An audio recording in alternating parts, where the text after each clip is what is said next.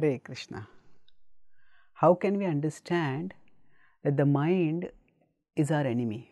Suppose we are riding a horse, and if we go wherever the horse is going, then we will not experience any tension or resistance.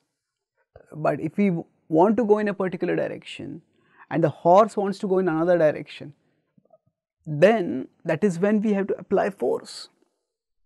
And if our force is lesser than the horse's force, then we will be pulled in a direction other than what we want to go.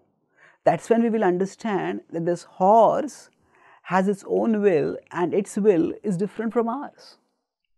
So similarly, if we compare the mind to a horse and we ourselves to be the horse rider, then as long as we go along with whatever the mind suggests, we practically never realize that the mind is different from us, or the mind acts against our best interest, that the mind is our enemy. So if we eat whenever the mind tells us let's eat. If we sleep whenever we feel like it, that means our mind feels like it. If we decide to do whatever we feel like doing, then we are simply going along with the mind, and at that time we don't feel any difference between us and the mind, or for that matter that the mind is our enemy.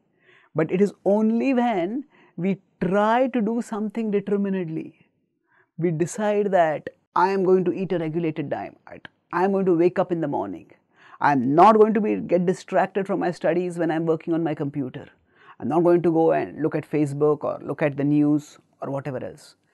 And at that time we feel something within us pushing us in another direction.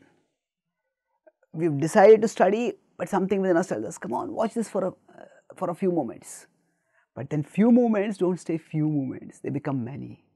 So when we try to do something which the mind is not habituated to doing, but which is for our good, that is when we start understanding that there is something within us which acts against our best interests.